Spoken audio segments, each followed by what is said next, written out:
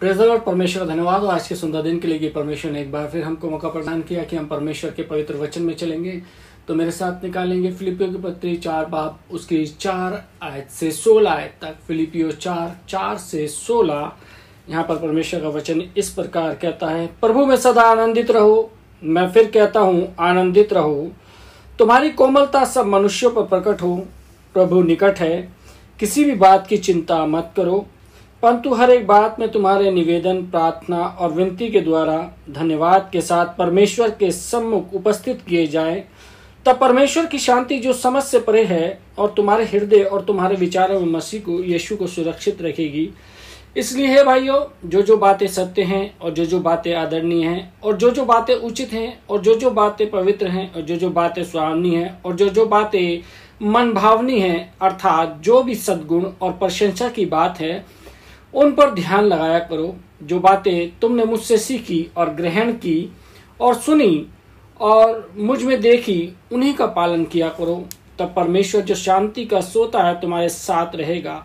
मैं प्रभु में बहुत आनंदित हूँ कि अब इतने दिनों के बाद तुम्हारी चिंता मेरे विषय में फिर जागृत हुई है। निश्चय तुम्हें आरंभ में भी इसका विचार था, परंतु तुम्हें अवसर ना मिला। यह नहीं कि मैं अपनी घटी के कारण यह कहता हूँ, क्योंकि मैंने यह सीखा है कि जिस दशा में मैं हूँ उसी में संतोष करूँ। मैं दीन होना भी जानता हूँ और बढ़ना भी जानता हूँ। हर एक बात और सब दशाओं में मैंने तृप्त होना, भूखा रहना और बढ़ना घटना सीखा है। जो मुझे सामर्थ देता है उसमें मैं सब कुछ कर सकता हूँ। तो भी तुमने भला किया कि मेरे क्लेश में मेरे सहभागी हुए। हे फिलिपियो, तुम आप भी जानते हो कि सुसमाचार प्रचार के आरंभ में जब मैं मकिदुनिया से विदा हुआ, तब तुम्हें छोड़ और किसी मंडली ने लेने देने के विषय में मेरी सहायता नहीं की। इस प्रकार जब मैं थिस्सलुनीकियों में था, तब भी तुमने मेरी घटी पूरी करने के लिए एक बार क्या 2 बार कुछ भेजा। परमेश्वर अपने पवित्र वचन के पढ़े सुनाने पर आशीष दे। आमीन। मेरे अजीजों, किसी ने कहा है कि टूटे हुए थर्मस के समान हमारी जिंदगी हो गई है, जो बाहर से तो बहुत अच्छा दिखाई देता है, परंतु अंदर से चकनाचूर हो चुका है। भीतर से तनाव है जिसको हम व्यक्त नहीं कर सकते और उन तनावों में हम जी रहे हैं।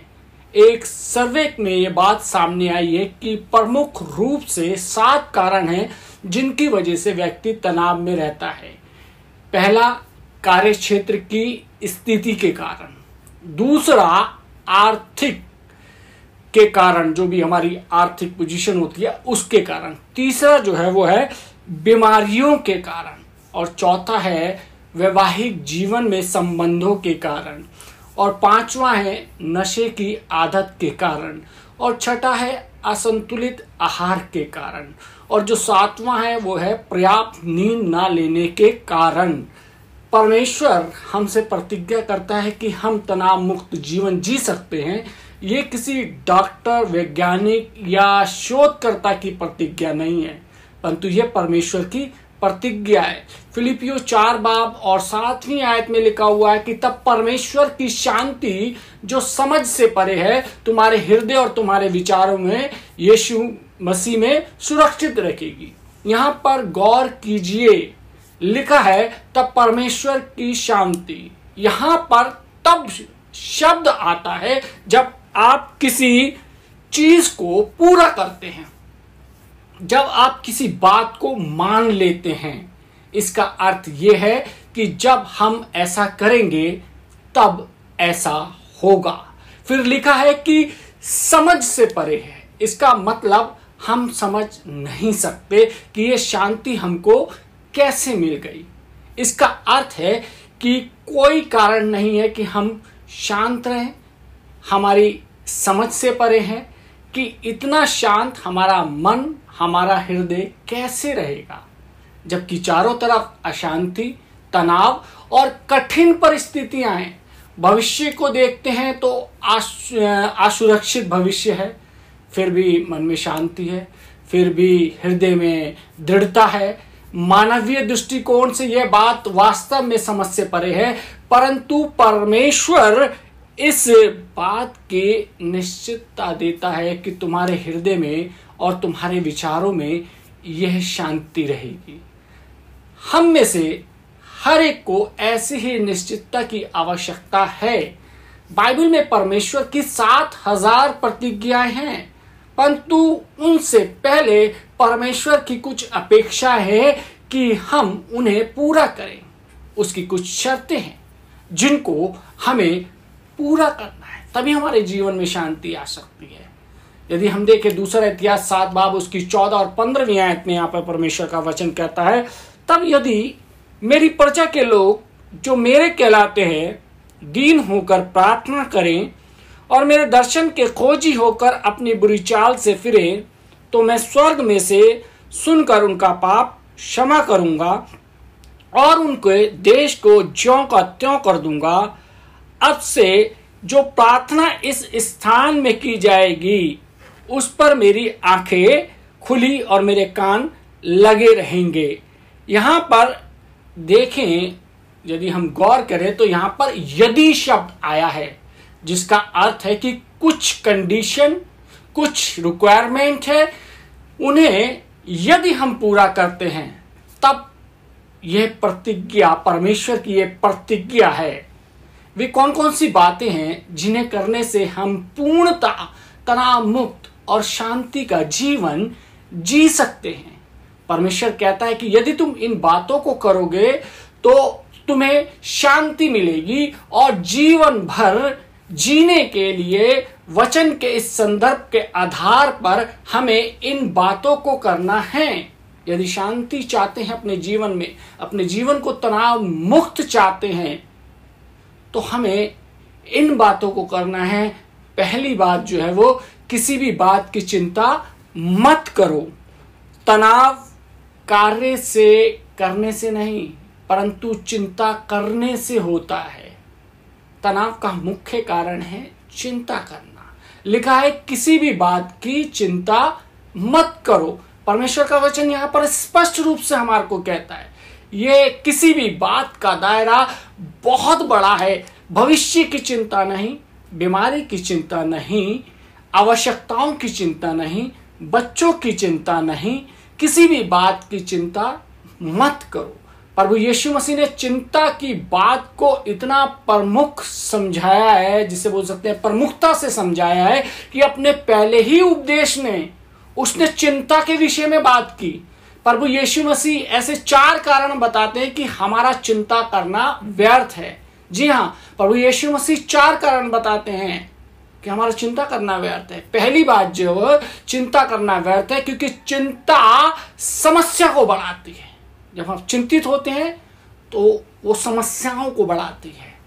किसी ने यदि आपके बारे में बुरा कहा और आप उस बात के बारे में सोचेंगे, ध्यान देंगे, तो आपके दिमाग में वो बात बार बार आएगी और आपकी समस्या जो है वो बढ़ती चली जाएगी। लोगों को टेंशन हो जाती है, जरा सा कुछ कहते हैं वो टेंशन, चिंता करते हैं। जब चिंता करते हैं तो वो तनाव के अंदर आ जाते हैं। किसी ने लिखा है कि ऐसी बातों की चिंता करना बेकार है जिसे आप बदल नहीं सकते, और किसी ऐसी बात की चिंता करना जिसे आप बदल सकते हैं बेवकूफी है।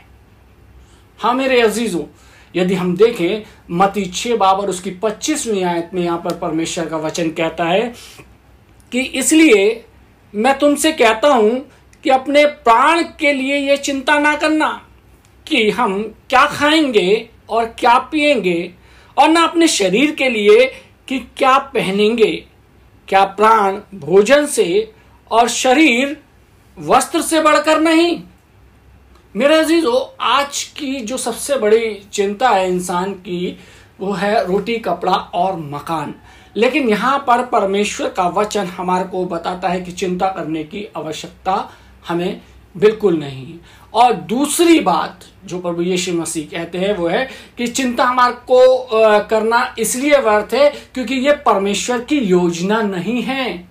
वे सारी सृष्टि जिसे परमेश्वर ने सृजा है, परमेश्वर ने बनाया है, उसमें मनुष्य के अलावा और कोई चिंता नहीं करता। ना तो पशु, न पक्षी, न पेड़, न पौधे, न सूर्य, न चंद्रमा, न समुद्र, चिंता केवल मनुष्य करता है। आखिर क्यों? इन सब चीजों को भी परमेश्वर ने बनाया है, ये चिंता नहीं करते, लेकिन मनुष्य ही क्यों चिंता करता है?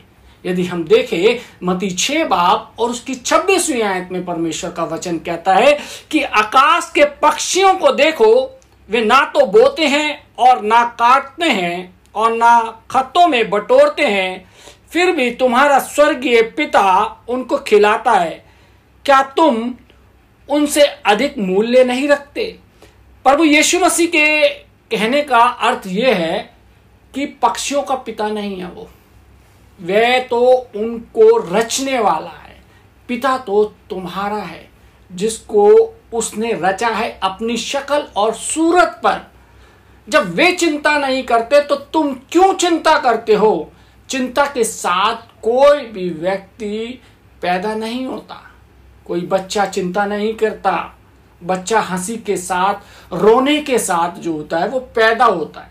यह तो संसार हमें सिखा देता है कि हमारे को चिंता करनी है।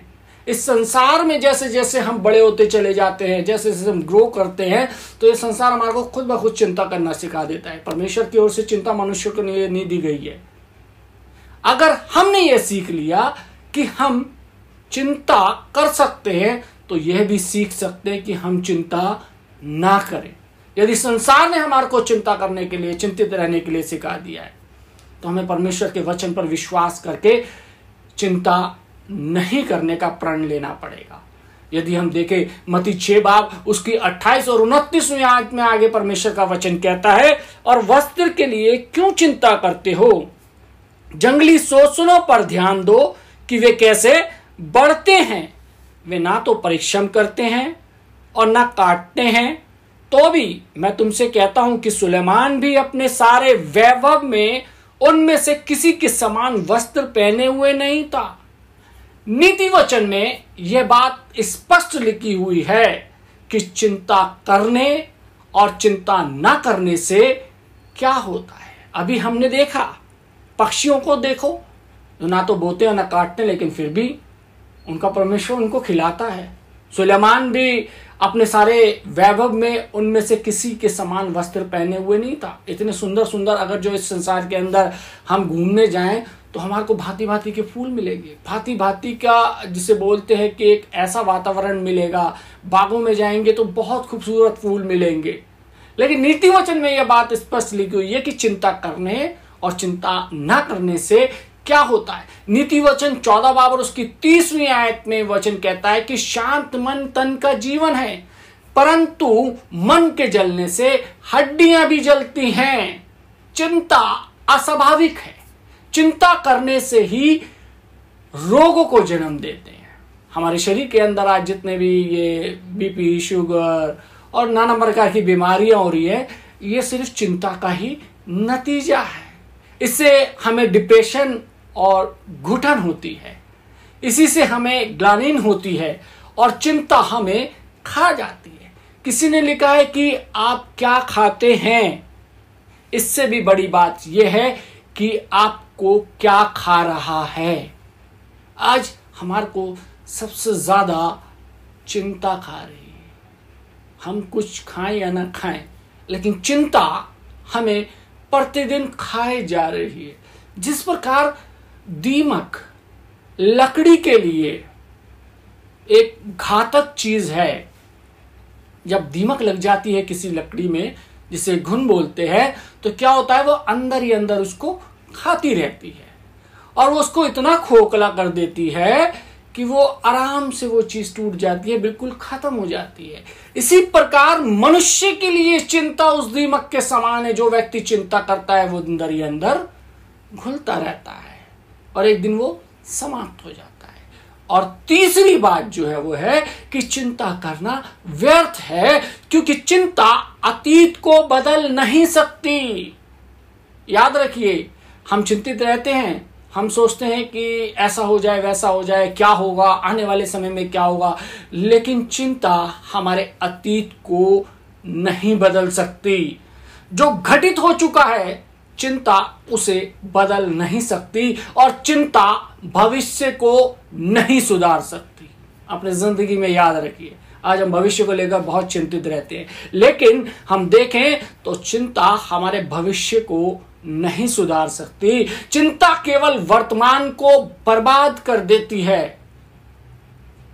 यदि हम देखें मत्ती 6 बाब और उसकी 27वीं आयत में परमेश्वर का वचन कहता है कि तुम में से कौन है जो चिंता करके अपनी अवस्था में से एक घड़ी भी बढ़ा सकता है।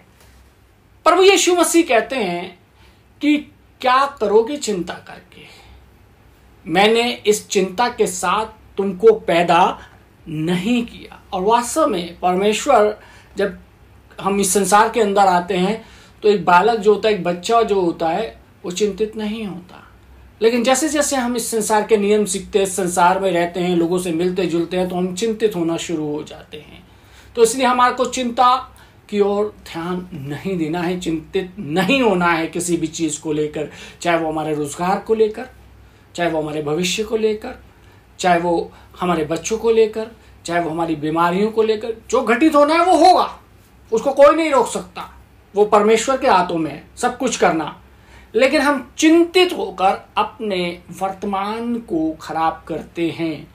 यदि हम देखें मत्ती रचित सुसमाचार 6 बाब और उसकी 30वीं आयत में परमेश्वर का वचन कहता है, इसलिए जब परमेश्वर मैदान की घास को जो आज है और कल भाड़ में झोंकी जाएगी ऐसा वस्त्र पहनाता है, तो हे अल्प विश्वासियों, तुमको वह इनसे बढ़कर क्यों ना पहनाएगा। हाँ मेरे अजीजों, परमेश्वर जानता है कि ये जो फूल हैं, ये पत्तियां कुछ ही समय के लिए हैं, ये आग में जलाए जाएंगे, लेकिन परमेश्वर फिर भी उनको सुंदरता प्रदान करता है। बहुत सुंदर सुंदर पेड़ होते हैं, बहुत सुंदर सुंदर फूल होते हैं, बहुत सुंदर सुंदर जिसे देखते हैं परमेश्वर की सृष्टि की हुई चीजें हैं। परमेश्वर जानता है कि ये भाड़ में झोंकी जाएंगी, लेकिन फिर भी सुंदरता देता है उनको। तो यहाँ पर वचन कहता है, विश्वासियों, तुमको इनसे बढ़कर क्यों ना पहनाएगा। क्यों चिंतित करते हैं, क्यों भविष्य को लेकर चिंतित। चौथी बात, यदि हम देखें तो चिंता करना व्यर्थ है, क्योंकि परमेश्वर को हमारा ध्यान है। क्योंकि वचन कहता है, पहला पतरस 5 बाब और उसकी 7वीं आयत में यहाँ पर लिखा है कि और अपनी सारी चिंता उस पर डाल दो, क्योंकि उसको तुम्हारा ध्यान है। परमेश्वर हमसे कहता है कि मैं सामर्थी हूं, मैं जिंदा हूं, मैं तुम्हारे साथ हूं, मैं तुम्हें कभी भी नहीं त्यागूंगा, मैं तुम्हारा रक्षक हूं, मैं तुम्हारा दृढ़गढ़ हूं, तो मुझ पर विश्वास रखो। इसलिए प्रभु यीशु मसीह कहते हैं कि चिंता करना व्यर्थ है। हमें चिंता नहीं करनी है, इससे तुम्हारी समस्याएं बढ़ेंगी। हमारी समस्याएं चिंता करने से बढ़ती हैं। इससे केवल तुम्हारा आज बर्बाद होगा, इससे केवल तुम्हारे संबंधों में तनाव आएगा, इससे केवल तुम्हारी रातों की नींद जाएगी, इससे तुम्हारी शारीरिक, मानसिक और आत्मिक हानि होगी। यह सब व्यर्थ है। सारी चिंताएं मुझ पर डाल दो। जिस प्रकार परमेश्वर ने माता के गर्भ में हमें रचा है, हमें सब कुछ दिया, हमसे इतना प्रेम किया कि वे अपने पुत्र को भी बलिदान कर दिया, क्या वह परमेश्वर तुम्हारी देखभाल नहीं करता? तुम पर ध्यान नहीं देता? तुम्हारी आवश्यकताओं की पूर्ति नहीं करता? परमेश्वर कहता है कि उसको हमारा ध्यान है। बाइबल में लिखा है कि वे हमारे विचारों को जानता है। हमारे सिर के बाल जो है वो भी गिने हुए हैं। परमेश्वर के पास जब हम परमेश्वर से इतना अधिक प्रेम करते हैं तो फिर चिंता क्यों करनी? हम सभी लोग परमेश्वर से प्रेम करते हैं, लेकिन फिर भी चिंतित रहते हैं। और दूसरी चीज हम देखते हैं कि सब बातों के लिए हमने प्रार्थना करनी है। सब बातों के लिए प्रार्थना करो। फिलिपियो 4 बाब और 6 आयत में लिखा है, परंतु हर बात में तुम्हारे निवेदन, प्रार्थना और विनती के द्वारा धन्यवाद के साथ परमेश्वर के सम्मुख उपस्थित किए जाएं। मेरा आपसे यह प्रश्न है कि आप कितनी चिंता करते हैं। इसके साथ दूसरा प्रश्न यह है कि आप कितनी प्रार्थना करते हैं। क्या हम जितनी चिंता करते हैं उतनी प्रार्थना करते हैं, या उससे कम करते हैं, या उससे अधिक करते हैं? आज हम अपने आप को खुद ही जांचेंगे। जितनी चिंता हम करते हैं, अगर उतनी प्रार्थना करने लगे तो फिर चिंता के लिए कोई विषय ही नहीं रह जाएगा। लिखा है कि हर बात में तुम्हारे निवेदन, प्रार्थना और विनती के द्वारा धन्यवाद के साथ परमेश्वर के सम्मुख उपस्थित किए जाएं। किसी ने कहा है कि परमेश्वर पर विश्वास करना और चिंता करना दोनों चीजें एक साथ संभव नहीं है। यदि हम परमेश्वर पर विश्वास करते हैं और चिंता भी करते हैं तो यह संभव नहीं है। जो चिंता करता है वो अविश्वासी है और अनिश्वरवादी के समान है। वो मुंह से तो कहता है कि परमेश्वर पर विश्वास करता हूं, परंतु यदि दिल और दिमाग चिंताओं से भरा हुआ है तो फिर विश्वास कहां रहा? फिर तो हम अपने आप पर ही विश्वास कर रहे हैं, चिंतित होकर परमेश्वर पर विश्वास नहीं कर रहे। जिंदगी के चित्र से अगर परमेश्वर को अलग कर दे तो फिर कोई आशा नहीं। इसके विपरीत अगर कितना भी अंधकार पूर्ण स्थिति हो, यदि उसमें परमेश्वर है तो आशा है। उस चित्र में उजाला है, निश्चितता, सामर्थ, विश्वास और आगे बढ़ने के लिए परमेश्वर की सामर्थ और उसमें विजय है। यदि जिंदगी में कितनी भी उज्जवल तस्वीर हो, अगर उसमें परमेश्वर अनुपस्थित है तो सब खोखला है मेरे अजीजों। सब कुछ दिखावा है, सब कुछ व्यर्थ है, निराशा, घुटन और अंधकार है। और तीसरी चीज हम देखते हैं कि हर बात में परमेश्वर को धन्यवाद दो। यहां पर ध्यान देने योग्य बात यह है कि यहां नहीं लिखा कि हर बात के लिए परमेश्वर को धन्यवाद दो, क्योंकि हर बात के लिए हम परमेश्वर को धन्यवाद नहीं दे सकते हैं। बहुत से लोग कहते हैं कि हर बात के लिए परमेश्वर को धन्यवाद नहीं दे सकते हैं। शैतान की शक्तियां भी हैं, शैतान की शक्तियों के प्रहार भी हैं, इसलिए हर बात के लिए परमेश्वर को धन्यवाद नहीं दिया जा सकता। परंतु हर बात में, शब्दों पे गौर कीजिएगा, बहुत गहरी बात यहां पर लिखी है कि परंतु हर बात में हम परमेश्वर को धन्यवाद दे सकते हैं। फिलिपियो 4:6 में लिखा है कि किसी भी बात की चिंता मत करो, परंतु हर एक बात में तुम्हारे निवेदन, प्रार्थना और विनती के द्वारा धन्यवाद के साथ परमेश्वर के सम्मुख उपस्थित किए जाएं। जब हमारे हृदय में धन्यवाद की भावना होती है या किसी व्यक्ति के प्रति जब हम धन्यवादित होते हैं तो यह धन्यवाद की भावना ही आदर को जन्म देती है।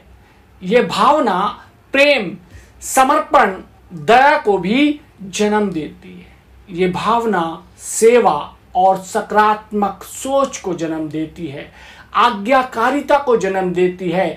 हम उस इंसान के लिए कुछ भी करने को तैयार हो जाते हैं। जो व्यक्ति धन्यवादित है वह आनंदित रहेगा, परंतु जो व्यक्ति धन्यवादित नहीं है वह दुखी और चिंताग्रस्त रहेगा। यदि हम यह सोचे कि हमारे पास क्या नहीं है तो हम कृतज्ञ नहीं होंगे, हम धन्यवादी नहीं होंगे। हमें विचार करना है कि परमेश्वर ने हम पर कितने उपकार किए हैं, कितनी आशीषें हमें परमेश्वर ने दी हैं।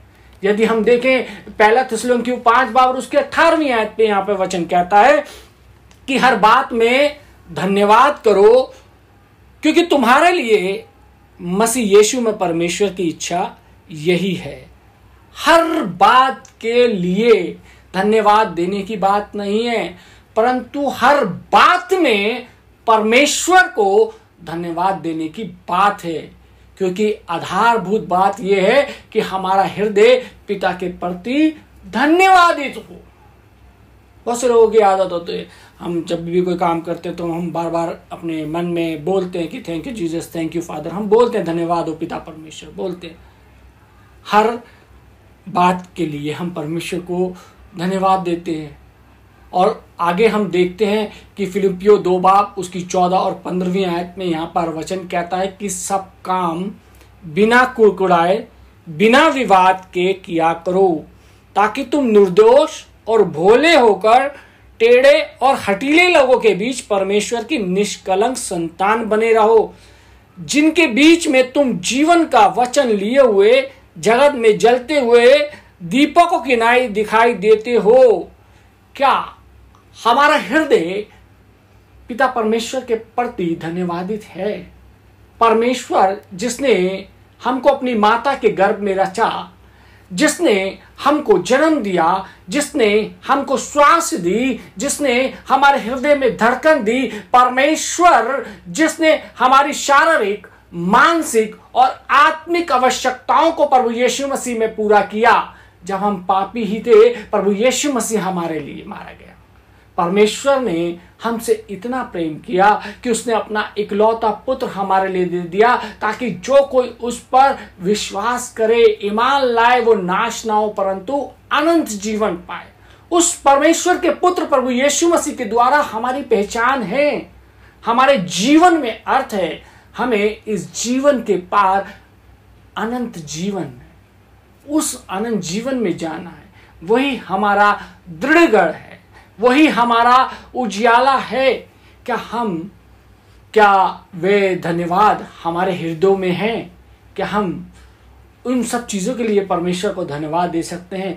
कठिनाइयों में, विषम और जटिल परिस्थितियों में हमें याद रखना है कि ये घर, संसार हमारा डेरा है, ये जीवन का शिखर नहीं है।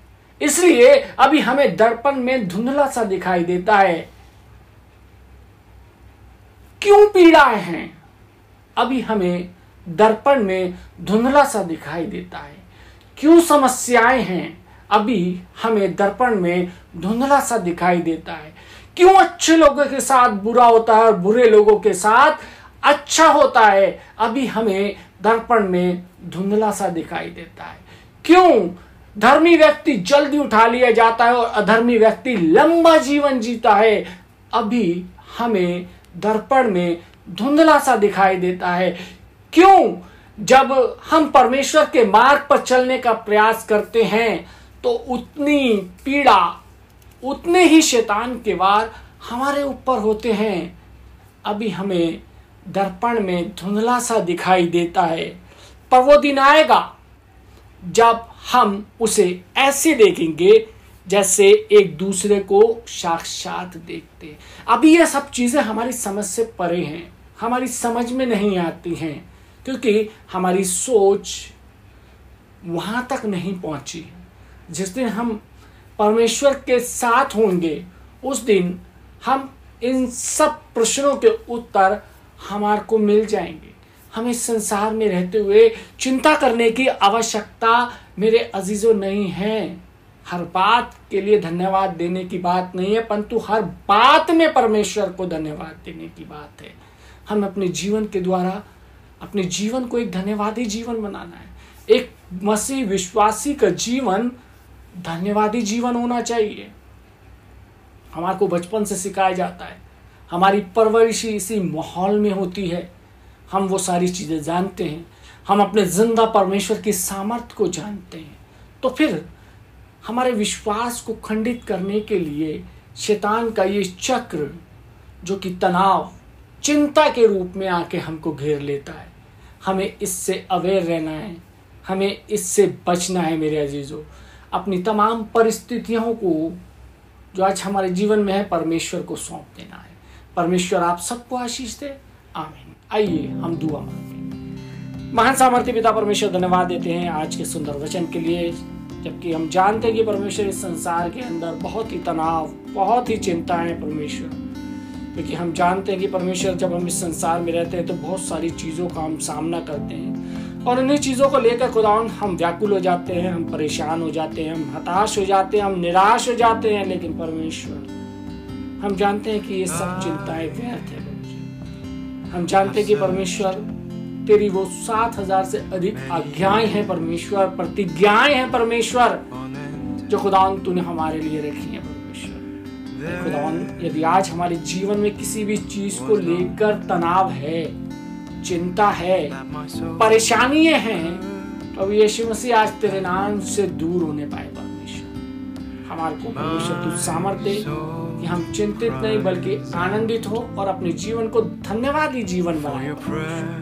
जितने लोगों ने परमेश्वर आज का ये वचन सुना है, इनके जीवनों पर खुदा तेरा अनुग्रह, तेरी आशीष चाहते, यीशु मसीह के नाम से आमीन।